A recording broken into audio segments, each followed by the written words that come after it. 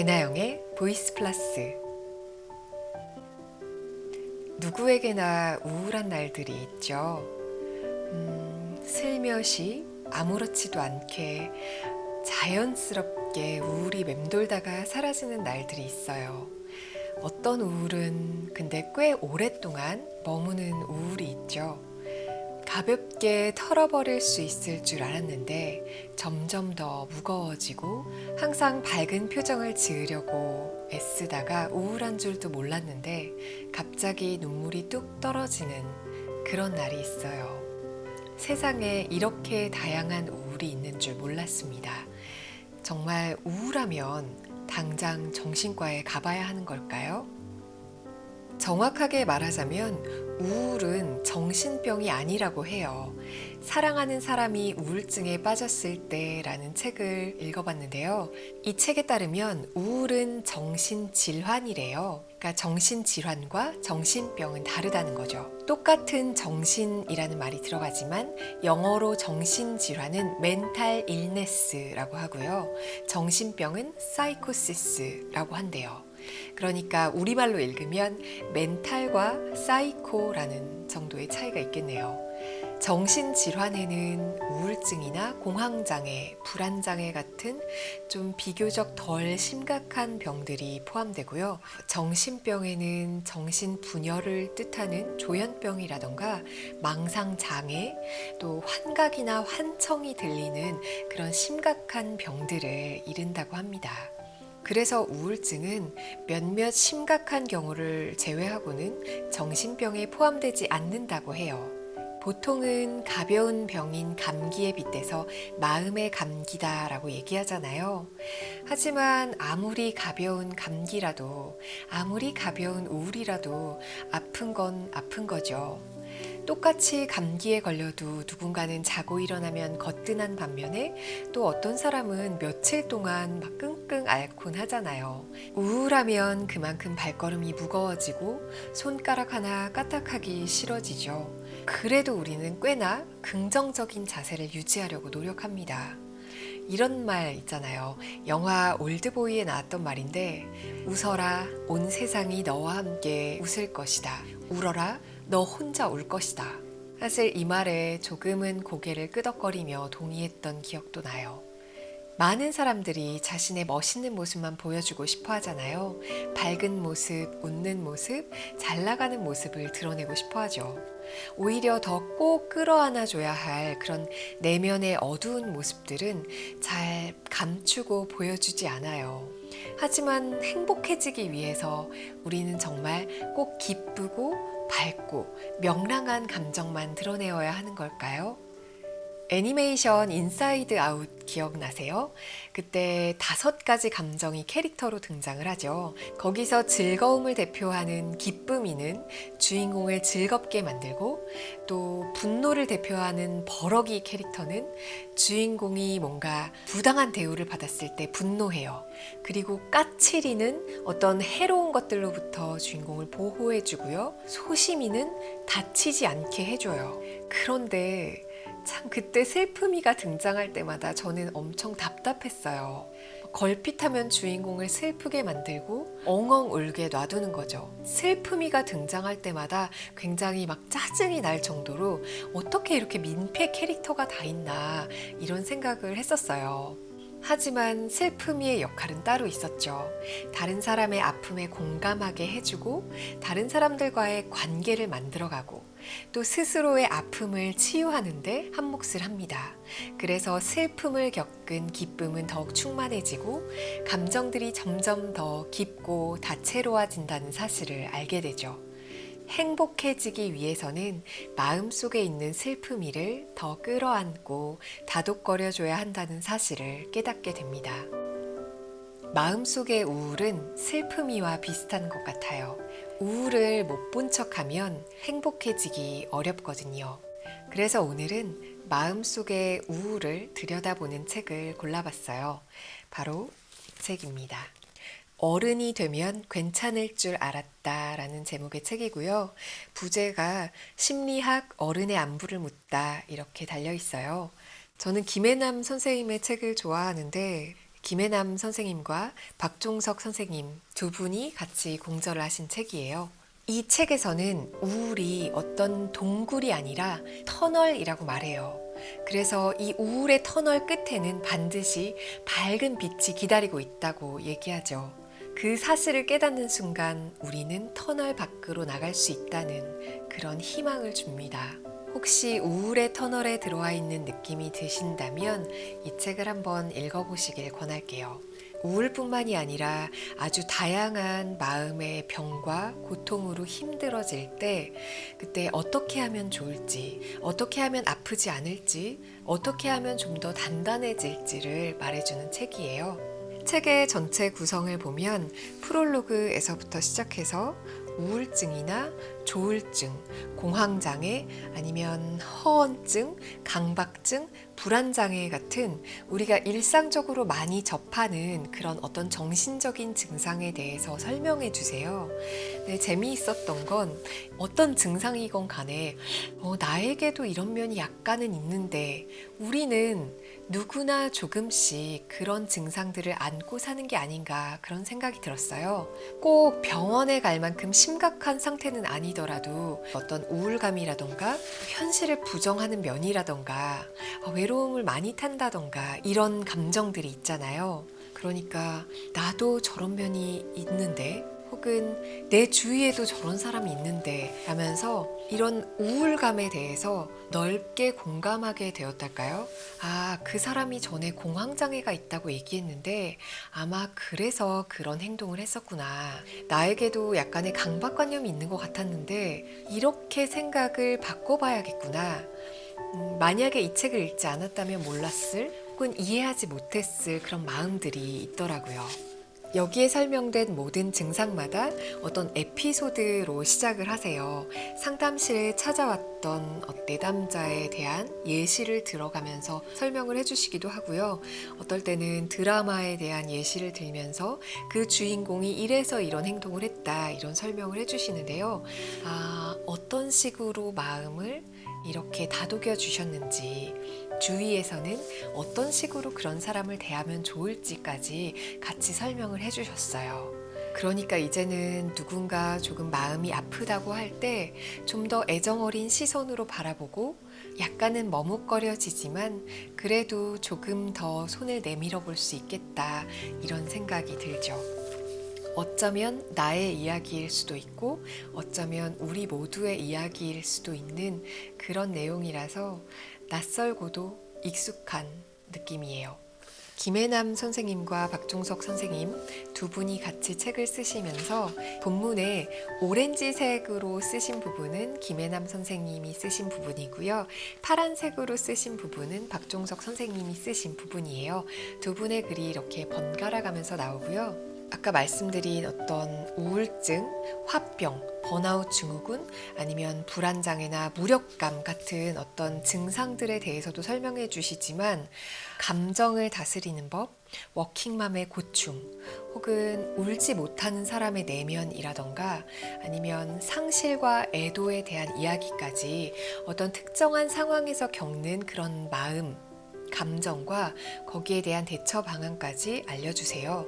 또 중간중간에 일요일 오후 1시라는 챕터가 끼워져 있거든요. 이 책의 편집자님이 김혜남, 박종석 선생님과 만나서 특정한 주제에 대해서 서로 이야기를 나눈 그런 인터뷰를 그대로 실으셨어요. 그러니까 대화체로 되어 있는 부분인데요. 정말 죽을 만큼 마음이 아플 때 어떻게 내가 마음을 토닥여야 할까요? 라던가 나쁜 감정이 생기면 그걸 어떻게 다스리면 좋을까요? 다른 사람과 비교하지 않으면 내가 정말 행복해질까요? 이런 식의 주제를 다루고 있습니다. 그래서 정말 일요일 오후 1시에 나른하게 소파에 기대 앉아서 세 분의 대담을 듣고 있는 그런 기분이랄까요? 오늘 제가 책 소개가 조금 길었는데요. 두 분 선생님의 이력을 잠깐 소개해드리고요.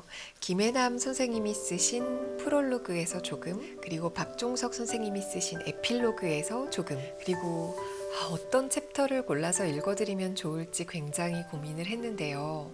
왜냐면 다 너무 도움이 되고 진짜 마음에 와닿는 이야기여서 한 챕터를 고르기가 너무 힘들었어요. 근데 제가 가장 많이 놀랐던 챕터를 하나 골라봤어요. 뭐냐 하면 우리가 평소에 생각하는 상식과 가장 많이 달랐던 부분, 조울증 챕터였는데요. 우리는 보통 조울증이 기분이 굉장히 좋았다가 굉장히 나빴다가 하는, 이게 변덕이 심한 사람으로 인식을 하잖아요. 그런데 실제로 병적인 조울증은 우리가 생각하는 그런 사람은 아니더라고요. 그래서 이 부분 골라보았고요. 또 보이스 플러스를 들으시는 많은 분들이 여성분들이세요. 그래서 워킹맘의 고충 부분을 읽어드리려고요.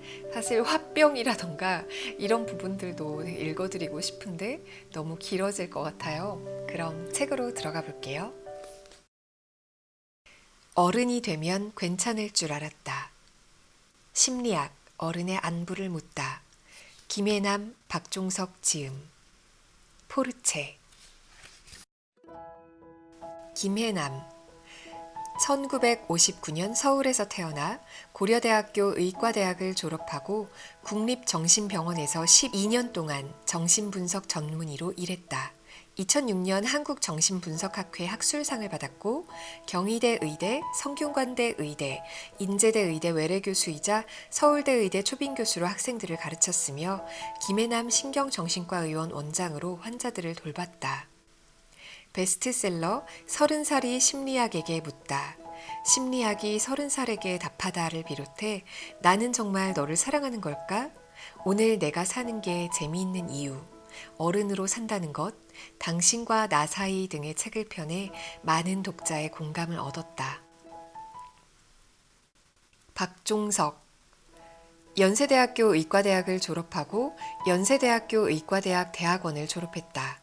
연세대학교 신촌 세브란스 병원 인턴, 레지던트를 거쳐 서울대학교 병원 본원, 정신과 펠로우로 일했다. 이후 서울대학교 보건진료소 정신건강센터 전문의, 삼성전자 부속의원 정신과 전문의를 거쳐 현재 구로 연세봄 정신건강의학과 원장으로 있다. 정신의학신문 칼럼을 연재 중이며 월간 에세이의 칼럼 연재, 코스모폴리탄 자문위원으로 있다.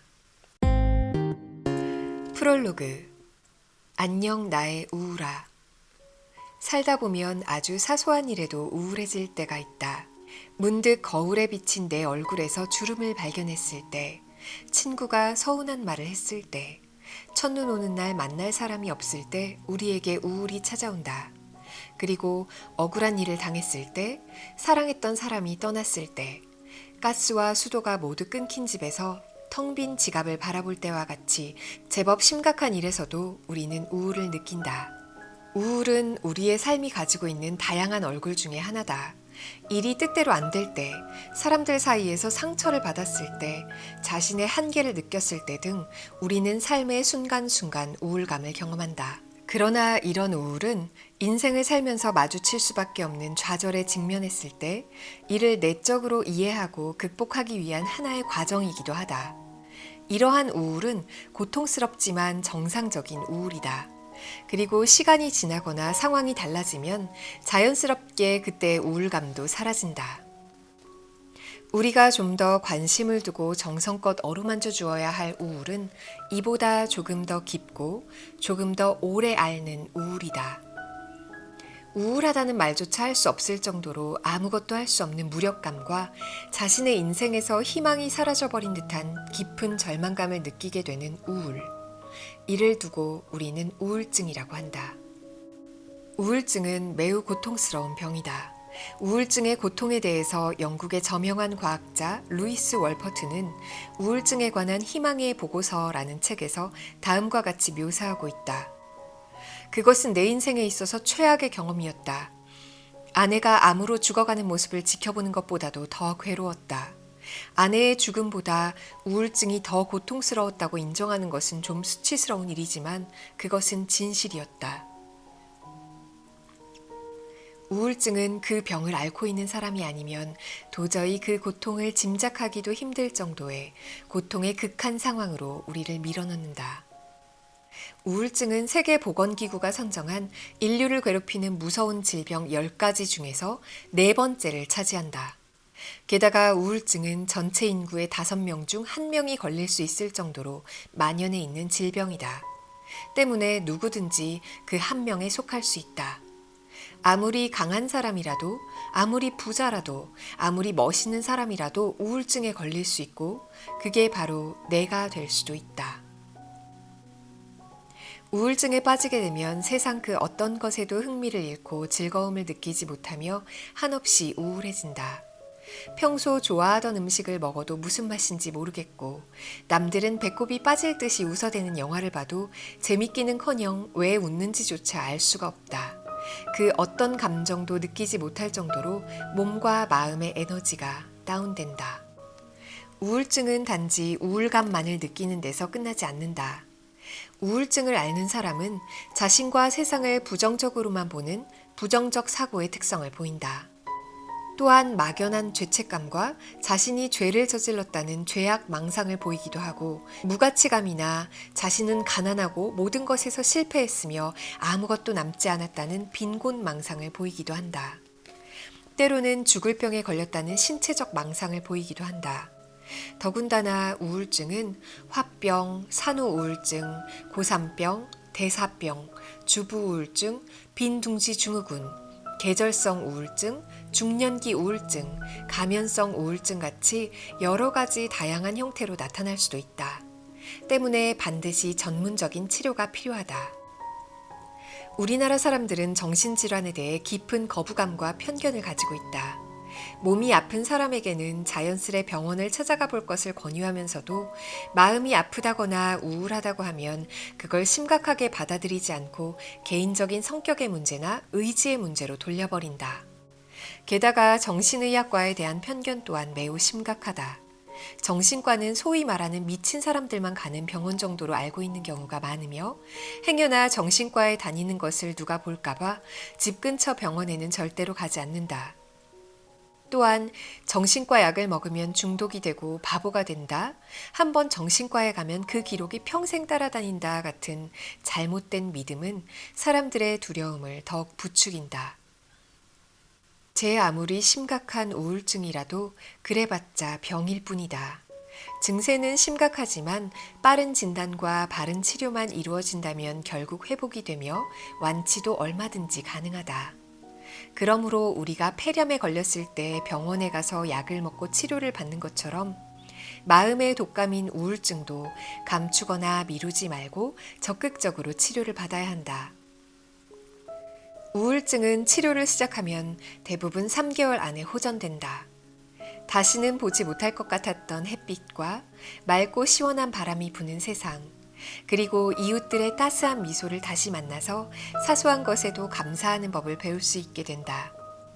그리고 다시금 세상을 향한 여행을 시작할 수 있다. 하지만 그대로 방치할 경우 우울증은 오랫동안 우리 곁에 머문다. 그동안의 극심한 고통은 개인을 황폐하게 만들고 심리적, 사회적 합병증을 부르게 된다. 그 중에서도 자살의 위험성은 특히나 심각하다. 우울증은 분명 치료될 수 있는 병이며 그 지옥 같은 어둠의 끝은 반드시 있다. 그러니 지금은 죽을 것 같이 괴로워도 이 우울증이 반드시 좋아질 것이고 다시 원래의 자신으로 돌아갈 수 있다는 것을 믿어야 한다. 이는 막연한 바람이나 위로가 아닌 의학적으로 증명된 분명한 사실이다. 우울증은 동굴이 아니라 터널이다. 그리고 그 터널의 끝에는 밝은 빛이 나를 기다리고 있다. 그러니 아무리 고통스럽고 괴로워도 희망의 끝만 놓지 않으면 그날은 반드시 온다.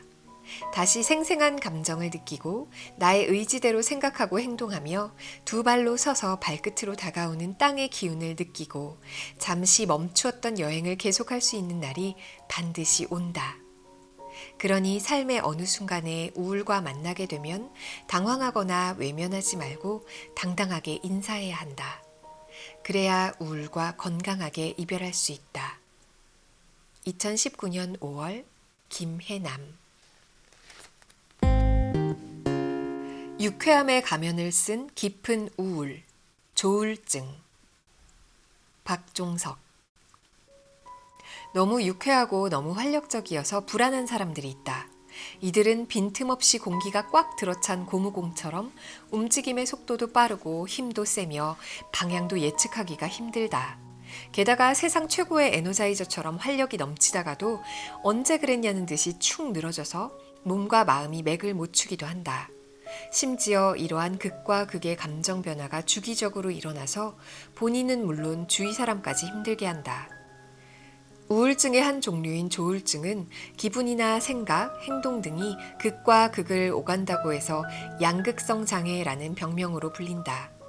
기분이나 행동이 과도하게 상승되는 조증의 시기가 지나면 어김없이 우울증의 시기가 오는데, 조증 때 에너지를 몰아서 다 써버린 탓에 우울증 때는 더 가라앉고 처진다.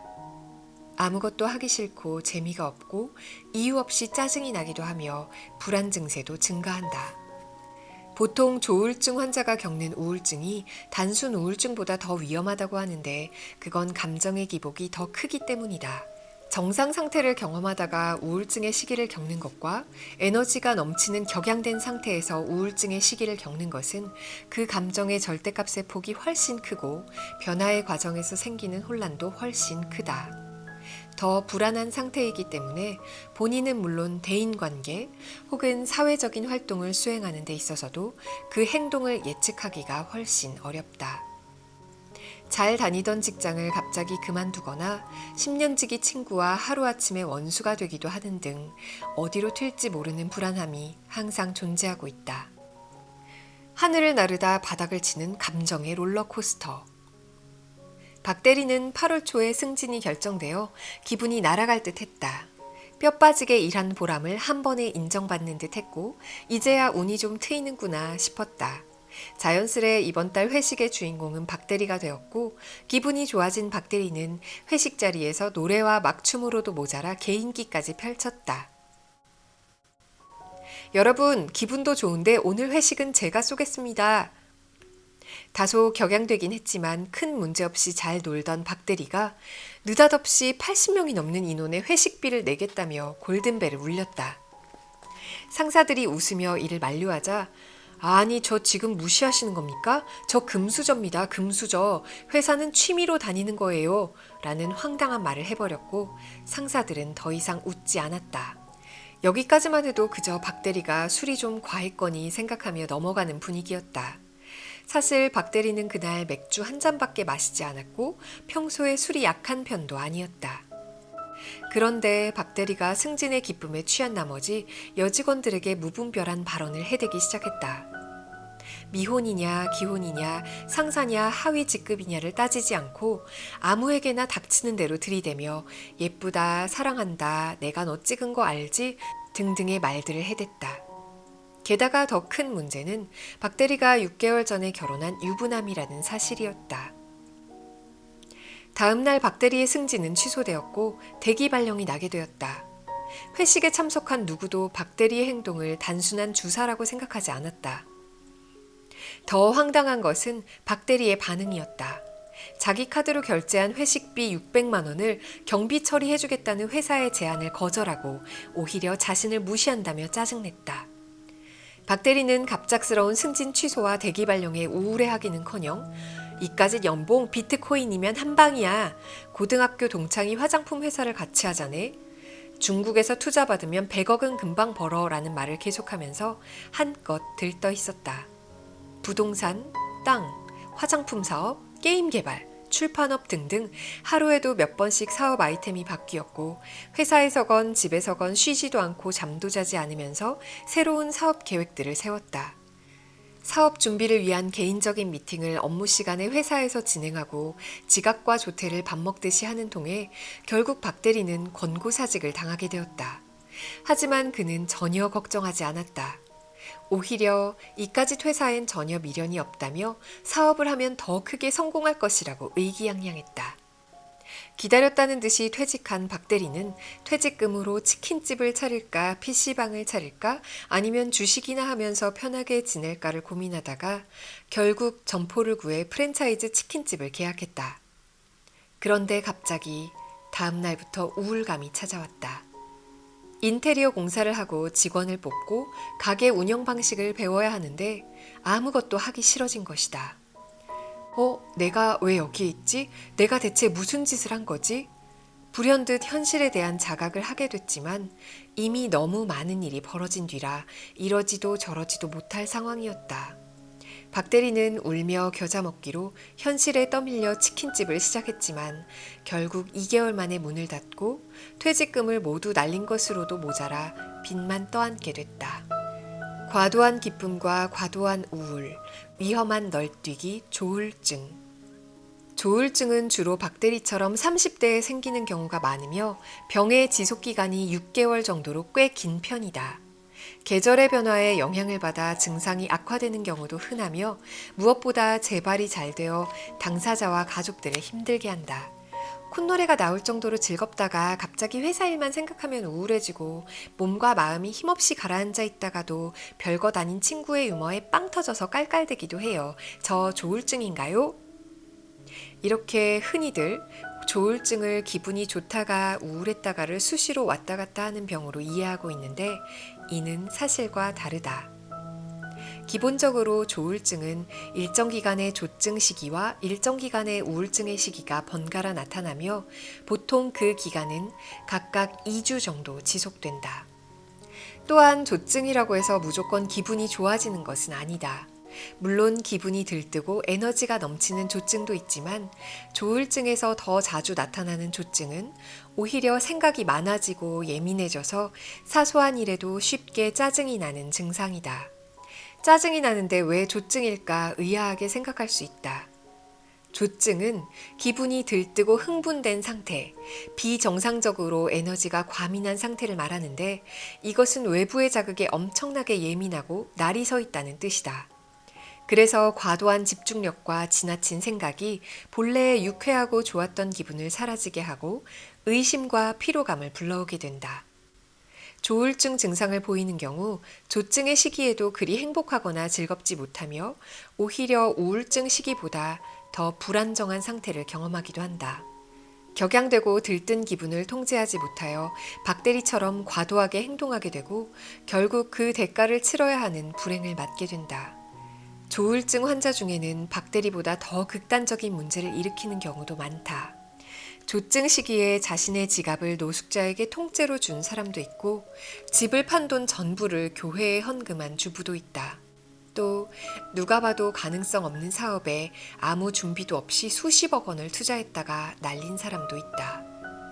다시 에너지를 충전하고 천천히 시작해보세요.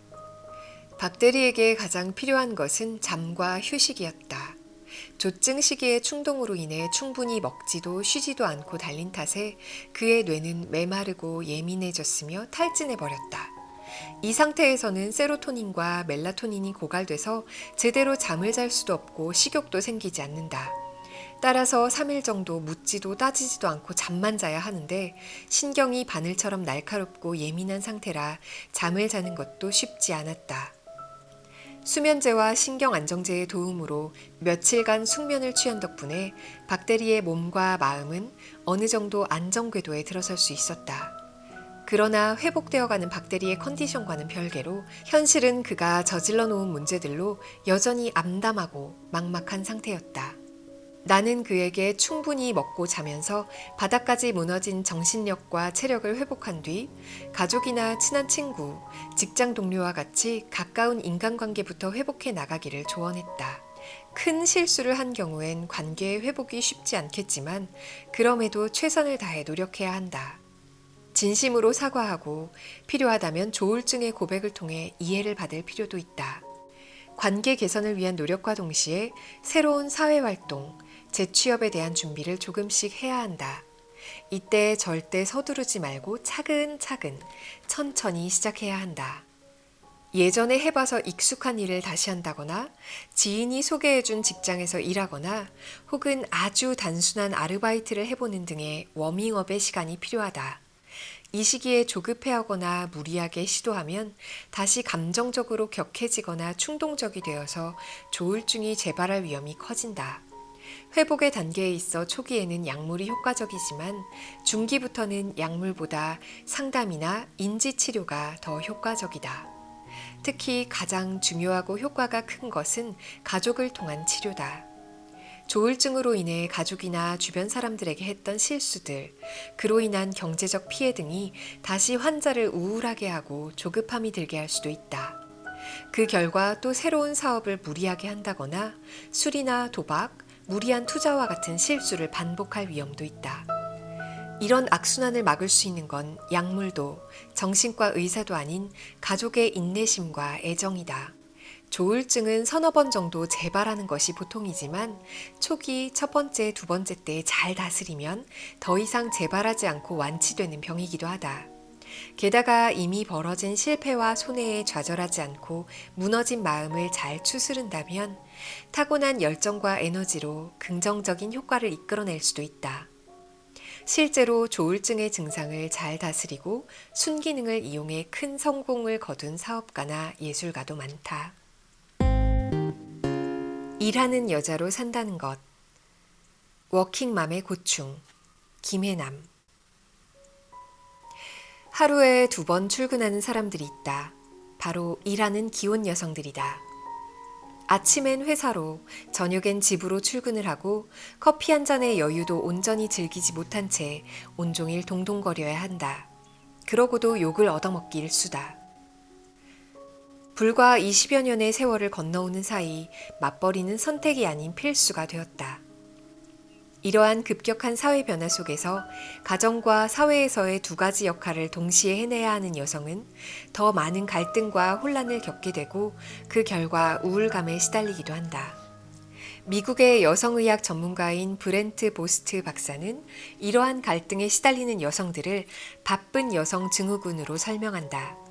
그에 따르면 미국의 25에서 55 여성 4명 중 1명이 체중 증가와 성욕 저하, 침울함, 피로 등의 증상에 시달리고 있다고 한다. 우리나라는 이보다 더하면 더했지 아마 덜하지는 않을 것이다. 퇴근 후 남자들은 일하고 왔으니 이젠 좀 쉬자 하며 당당히 휴식을 취한다. 하지만 여자들은 직장에서 일을 하느라 아이들과 가족을 돌보지 못했다는 죄책감과 비난에 얼른 앞치마부터 둘러맨다. 지친 몸과 마음이 쉴 틈을 가지지 못하고 하루 종일 종종 걸음을 치니 만성 피로와 긴장 상태에 놓이고 우울감이 커지는 것이다. 오래전에 나도 이러한 점에 대한 불만을 이야기하다가 남편으로부터 누가 여자로 태어나래? 라는 비아냥거림을 듣고 붕괴한 기억이 있다. 여자로 태어난 것이 죄가 되는 사회에서 여성으로서의 정체성을 자랑스럽게 여기고 이를 유지하면서 자아 실현을 위해 나아가는 것은 애당초 힘든 일인지도 모른다. 그럼에도 차선의 방책이라도 찾아 스스로를 위로하고 토닥여야 한다. 그래야 마음이 덜 아프다. 직업적 정체성과 여성성의 정체성. 일 잘하는 남자는 멋진 남자다. 그렇다면 일 잘하는 여자도 멋진 여자인가? 글쎄다. 남성의 경우 직업적 정체성이 남자로서의 정체성에 힘을 보태어 더 강하고 매력적인 남성으로 만들어준다. 즉, 직장에서 인정받는 유능한 남자는 유능한 남편이자 유능한 아빠로 동시에 승격되는 것이다. 그러나 여자는 그 반대다. 여자의 경우 직업적 정체성은 오히려 여성으로서의 정체성과 충돌하여 갈등을 만들어내기도 한다. 여성은 성장 과정에서 타인과의 관계를 중요하게 생각하고 다른 사람의 감정에 귀를 기울이기 때문에 다른 사람과 공감하고 관계를 맺는 능력이 발달하게 된다. 또 좋은 관계를 맺는다는 것을 매우 가치 있는 일이라 인식하게 되고 살아가면서 이러한 관계 속에서 자신의 가치를 발견하게 된다.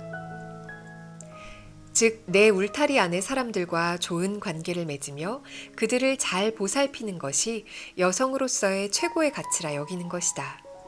그런데 여성이 직업 활동을 통해 전통적인 남성의 세계로 들어가는 과정에서 이러한 가치는 또 다른 가치와 충돌하게 된다. 사회 체계는 관계를 맺는 것보다는 생산과 성취에 더 많은 관심을 보이는데 이러한 분위기는 관계에 정체성을 두고 있는 여성들에게 갈등을 불러일으키게 된다. 일하는 여성의 가장 큰 고충은 어쩌면 일하는 여자에 대한 사회적인 편견도, 직업 환경에서 여성에 대한 배려의 부족도, 승진 기회의 부족도 아닐지 모른다. 그건 바로 스스로가 무언가 부족하고 잘못하고 있을지도 모른다는 자신에 대한 회의와 전통적인 여성상에서 벗어난 자신에 대한 죄책감이다. 어쩌면 이러한 역할 갈등은 일하는 여자가 가지는 공통적이고 태생적인 갈등일지도 모른다. 나는 인턴 때 대학 동기와 결혼을 했다. 그리고 원치 않게 곧바로 임신을 했다. 임신 초기에 외과를 돌 때였다. 그날따라 중환자실에서 환자 3명에게 심폐소생술을 해야 하는 상황이 잇따라 벌어졌다. 일손은 부족하고 사람들은 이리 뛰고 저리 뛰고 정신없이 돌아가는 상황에서, 그리고 눈앞에서 환자가 죽어가는 것을 보면서 난 임신 중이에요 라며 뒤로 빠질 수도 없는 상황에 놓이게 됐다. 우선 급한 대로 안부백을 잡고 또 일이 터지면 달려가서 심장 마사지를 시행했다. 배가 뭉치는 걸 느꼈지만 아기가 무사하기만을 바랄 뿐이었다. 그리고 그날 밤 유산을 하고 말았다. 나는 그날 처음으로 의사가 된 것을 후회했다. 유산된 아기에게 지울 수 없는 죄를 짓고야 말았다는 죄책감, 아기를 보호하지 못했다는 자책감으로 한참을 울었다. 그런데 지금도 그때와 똑같은 상황이 되면 내가 어떤 행동을 할지 자신이 없다. 의사의 본능을 따를지 엄마의 본능을 따를지 선뜻 답을 할 수가 없다. 나를 비롯한 많은 일하는 여성들이 가정과 아이를 잘 돌보지 못하는 것에 대한 내외적 질책에 시달린다. 여성들은 세상으로 나와 있을 때 남성처럼 느끼고 생각하고 행동하라고 하고, 가정에서는 전통적인 여성의 방식을 유지하라는 이중의 명령을 받는다. 즉, 전통적인 여성으로서의 정체성과 사회적 정체성이라는 이중의 정체성을 통합해야 하는 과제를 안게 되고, 그 과정에서 많은 여성들이 불안과 혼동, 죄책감을 느끼게 된다. 이 두 가지 상반된 정체성은 사실 여성의 문제만이 아니라 사회가 유지되고 발달하기 위해서 꼭 필요한 사회의 정체성이기도 하다. 그러나 사회는 이 두 개의 정체성을 여성들이 알아서 통합하라고 방관한다. 자율적 정체성과 관계적 정체성 사이에 진정한 통합이 일어나기 위해서는 여성 내부에서만 통합이 일어날 것이 아니라 사회적 통합이 우선되어야 하며, 남성과 여성 모두 그들의 특질을 인정하고 표현하는 것이 필요한데도 말이다. 교차로 세대의 슈퍼우먼에 비해 맞벌이가 필수인 시대에서 현대 여성이 당면하고 있는 가장 큰 문제는 일과 가정을 어떻게 조화시키느냐 하는 것이다. 일하는 여성에 대한 심리조사에서 대다수의 여성이 그들의 성공에 대해 내적 장벽과 외적 장벽이 모두 존재함을 강조하고 있다. 세대가 교차하는 교차로 세대에서 일하는 여자는 어머니의 전통을 깰 수밖에 없고, 그 결과 내적 믿음 체계의 갈등이 생길 수밖에 없다. 여성들은 완벽한 주부와 완벽한 어머니, 그리고 완벽한 직장 여성이 되어야 한다고 느끼며 자신이 어머니의 이상을 버렸다는 것에 대한 죄책감을 느끼게 된다. 직장 여성들이 당면하고 있는 가장 큰 문제는 바로 이들이 직장과 가정이라는 매일매일의 일상에 모두 막대한 책임을 져야 한다는 것이다. 특히 대다수의 직장에 나가는 어머니들은 자식에게 적절한 돌봄을 제공하지 못한다는 사실 때문에 죄책감에 빠지게 된다. 일하는 여성들은 심각한 역할 갈등을 느낀다. 이런 갈등은 두 가지의, 때로는 서로 상반되는 역할을 동시에 수행하는 데서 발생한다. 이로 인해 일하는 여성들은 만성적인 피로감, 불안, 항상 뭔가가 뒤에서 붙잡는 듯한 느낌에 시달리고 심지어 공황 증세까지 보인다. 혹자는 직장에 가서 집을 생각하지 말고 집에 와서는 일을 생각하지 않으면 되지 않느냐고 반문할지 모른다. 그러나 여성들은 직장에서도 심리적인 부모가 된다. 같은 부모이지만 아버지는 직장에 들어서는 순간부터 자식에 대한 생각은 잊어버리고 일에 몰두하기 쉽다. 남자는 여자들처럼 박과장과 민준 아빠가 되어 동시에 두 장소에 있지 못한다. 그러나 엄마는 어디에 있든지 계속 아이에 대한 심리적인 부모의 책임을 맡는다. 아이가 지금 어디에 있는지, 누가 아이를 데려다 주는지, 그리고 지금 누가 돌보고 있는가 하는 생각이 항상 머릿속을 맴돌게 된다. 그리고 아이에 대한 염려와 더불어 강한 불안과 죄책감을 느낀다.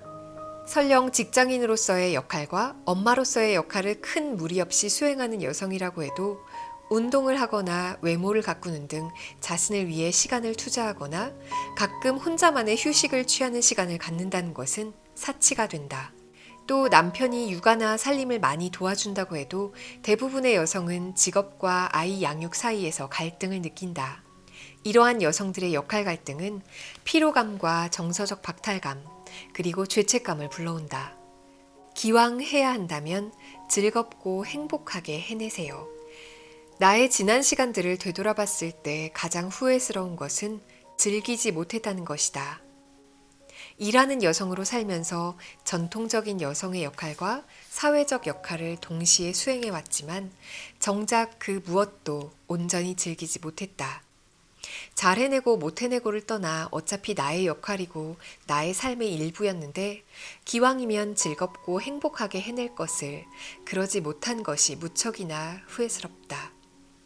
아이를 기르는 기쁨을 즐기지 못하고 행여 아이에게 부족하고 이기적인 엄마가 될까봐 아이를 닥달하고 스스로를 들들 볶으며 살아왔다. 나에게 주어진 능력을 즐기기보다 행여 뒤처질세라 쫓기듯이 일하면서 공부를 해왔고 내가 할 수 있는 일과 없는 일을 구분해서 가족에게 도움을 요청하기보다 혼자만 힘들다고 불평만 하면서 살아왔다.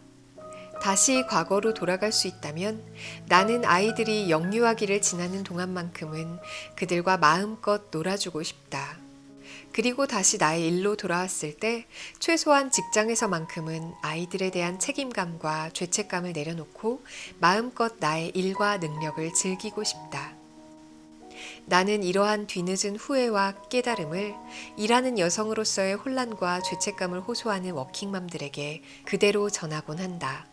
설령 아이들의 영유아기 때에 피치 못하게 직장을 다녀야 한다면 아이들과 함께하는 시간의 양보다 질에 중심을 두는 것도 도움이 된다. 퇴근 후 집으로 돌아온 엄마에게 아이들은 옷 갈아입을 틈도 주지 않고 안기고 매달린다. 이럴 때 잠깐만이라며 옷을 갈아입고 손을 씻고 집안 정리까지 한 뒤에 안아줘봤자 이미 김 빠진 뒤라 그 감동은 반토막도 안 된다. 아이들이 엄마를 고파하고 목말라 할 바로 그때 충분히 물고 빨며 놀아주면 낮 동안 함께하지 못한 것이 어느 정도 충족될 수 있다. 밥 좀 늦게 먹는다고 집 좀 지저분하다고 해서 큰일 나지 않는다. 그러니 아이들이 달려들 땐 즉시 안아주고 최선을 다해 채워주면 된다. 에필로그. 고맙다 나의 우울아. 나를 가장 우울하게 만드는 사람은 누구일까? 가족? 시어머니? 회사 상사? 예쁘거나 부자인 친구? 모두 아니다. 타인으로 인한 열등감이나 분노에는 한계가 있다. 뒤돌아보면 나를 가장 아프게 했던 건 의외로 나 자신이었다.